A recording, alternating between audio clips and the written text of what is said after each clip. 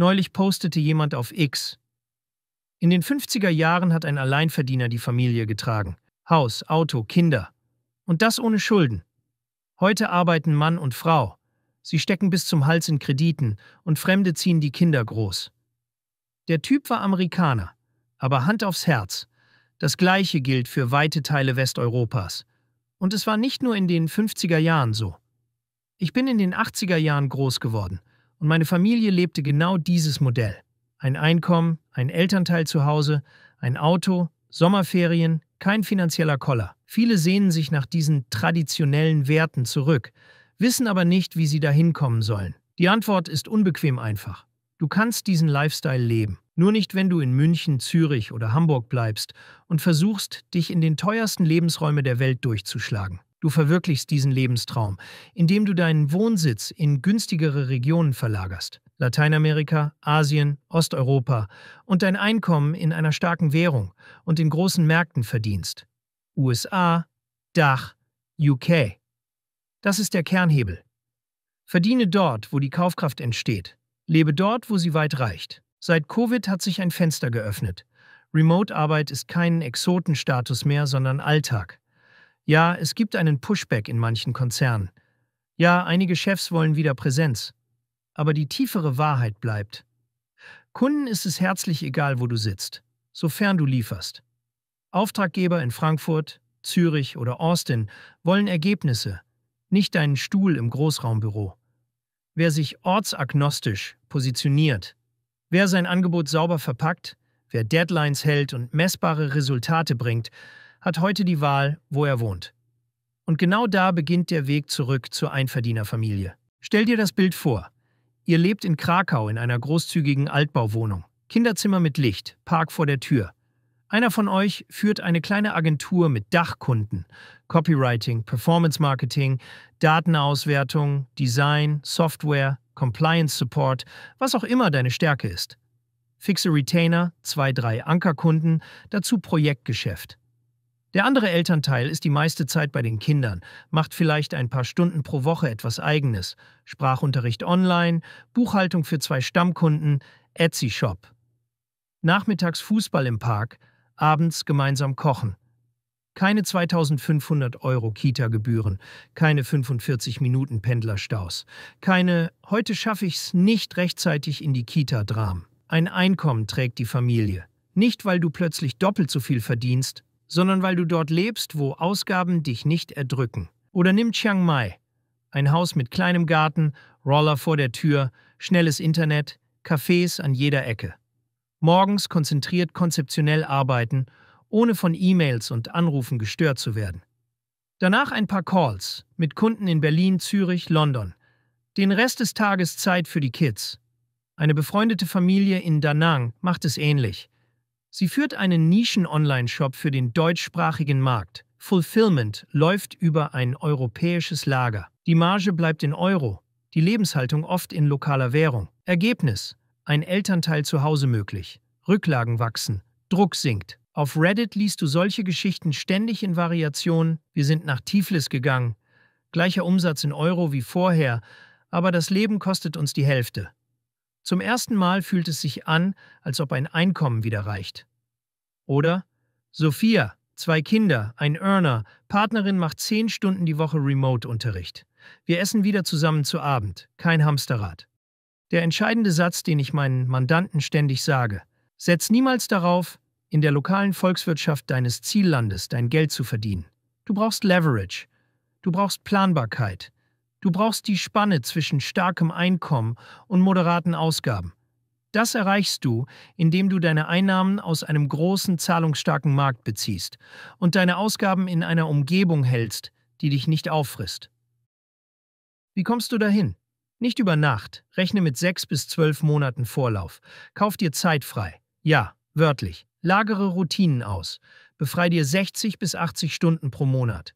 Putzhilfe, Vorkochen, Einkaufen, Wäsche, Garten und im Business. Inbox-Management, einfache Grafik, Recherchen, Datenpflege. Nutze diese Stunden, um etwas zu bauen, das dir ortsunabhängige Einnahmen in einer starken Währung verschafft. 3 Ankerkunden mit Retainern. Ein Productized Service mit klaren Lieferpaketen. Ein Shop mit echter Marge. Eine Beratungspositionierung, die nicht an Präsenz gebunden ist. Wenn du heute im Konzern sitzt, verhandle eine Remote-Klausel. Teste zuerst innerhalb Europas. 2 Monate in Portugal, Kroatien, Polen, gleichen Output, gleiche Qualität, sauberes Reporting. Liefere, dokumentiere, mach deine Performance messbar. Viele Chefs interessiert es plötzlich nicht mehr, wo du bist, solange KPI und Ergebnis stimmen. Und falls die Tür sich schließt, dann ist das dein Signal, die eigene Tür zu bauen. Agentur statt Anstellung. Contract statt Arbeitsvertrag. Dieses Leben ist real, aber es verlangt Ehrlichkeit und Opfer. Keine neuen Leasingkarossen, keine 10 Städtetrips im Jahr, keine überteuerte City-Miete, weil die Schule um die Ecke ist. Du ziehst ja genau deshalb um. Stattdessen ein solides, sauberes Zuhause in Riga, Vilnius, Brașov, Mexiko-Stadt, gute Viertel, Medellin, richtige Barrios, Kuala Lumpur, Penang. Versicherung privat, vernünftig, nicht Sparflamme. Eine Notfallrücklage für 6 bis 12 Monate. Sprachunterricht für euch und die Kids. Ein strukturiertes Onboarding in die neue Stadt. Ärzte, Schulen, Community, Coworking. Die ersten Monate sind Aufbau, nicht Instagram. Ein weiterer, oft unterschätzter Hebel sind die Steuern und Sozialabgaben. In Deutschland, Österreich oder der Schweiz frisst der Staat je nach Einkommenshöhe zwischen 40 und 55% deines Bruttos, Einkommensteuer, Solidaritätszuschlag, Kirchensteuer, Kranken-, Renten- und Pflegeversicherung inklusive. Das bedeutet, selbst wenn du ein sehr gutes Gehalt erzielst, bleibt dir oft kaum die Hälfte. Lebst du dagegen in Osteuropa, Asien oder Lateinamerika, sieht die Rechnung ganz anders aus. In Bulgarien oder Rumänien zahlst du pauschal 10% Einkommensteuer. In Zypern sind es 12,5% Körperschaftssteuer, mit vielen Befreiungen für Ausländer. In Thailand gibt es Sonderregime für Expats, die ausländisches Einkommen legal steuerschonend gestalten. In Paraguay oder Georgien liegt die Steuerlast oft im einstelligen Bereich und Sozialabgaben in dem Sinne gibt es gar nicht oder sie sind minimal. Das ist kein Detail, sondern ein Kernfaktor für dein Einverdienermodell. Denn was bringt dir ein Remote-Einkommen aus Zürich oder München, wenn du weiter 50% davon abgibst? Der eigentliche Hebel entsteht, wenn du dein Einkommen in einem Hochsteuerland erwirtschaftest, aber rechtlich sauber in einem Land mit niedriger Steuer- und Abgabenlast lebst. Das kann über Territorialbesteuerung, nur Inlandseinkünfte sind steuerpflichtig, über Sonderregime für Zuzügler oder über einfache Flat-Tax-Systeme funktionieren. Kurz gesagt, dein Plan B funktioniert nur mit echter Steuerstrategie. Wenn du also über Auswanderung nachdenkst, reicht es nicht, nur die Lebenshaltungskosten zu vergleichen. Du musst auch wissen, wie viel Prozent darf ich von meinem Einkommen behalten und wie lange garantiert mir das neue Land diese Bedingungen? Welche Knackpunkte gibt es sonst noch zu bedenken? Kinder? Das ist oft die größte Sorge. Real Talk. Du brauchst keinen Elite-Campus. Du brauchst Stabilität, Nähe, Zeit.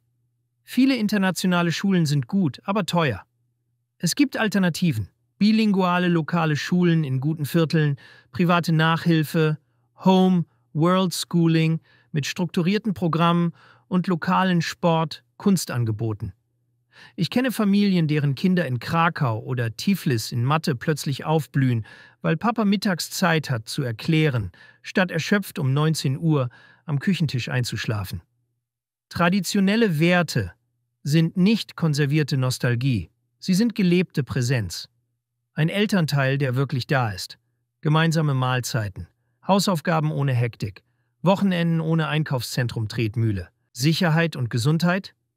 Du wählst Stadt und Viertel, nicht Mythos und Meme. Es gibt in jeder Region gute und schlechte Adressen. In Lateinamerika Mérida statt Grenzstädte, Nord-Bogotá statt billig Suburb, bestimmte Zonen in CDMX statt irgendwo.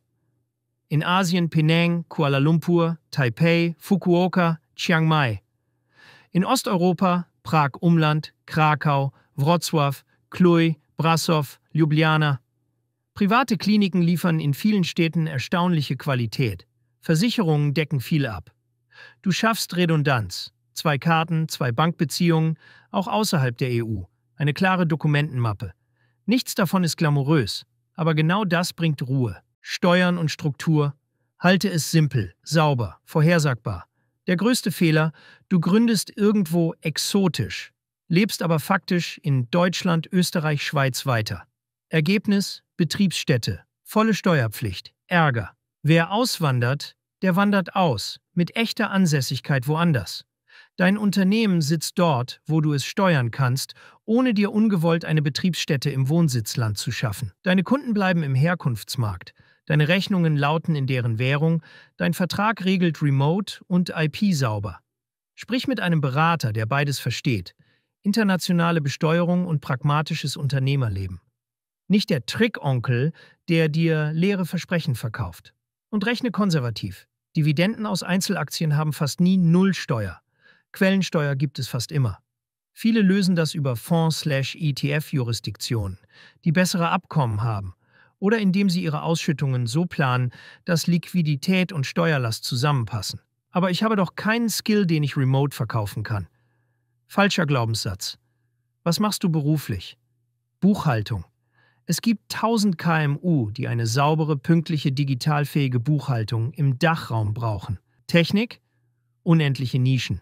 Pipelines, Cloud-Kleinkram, Integration, Monitoring. Text? Gewinnstarke Produktbeschreibung, Newsletter, Landingpages, LinkedIn Ghostwriting. Gesundheit? Administratives für Praxen, Abrechnung, Terminlogistik. Recht? Dokumentenautomatisierung, Standardverträge, Compliance-Checklisten. Handwerk?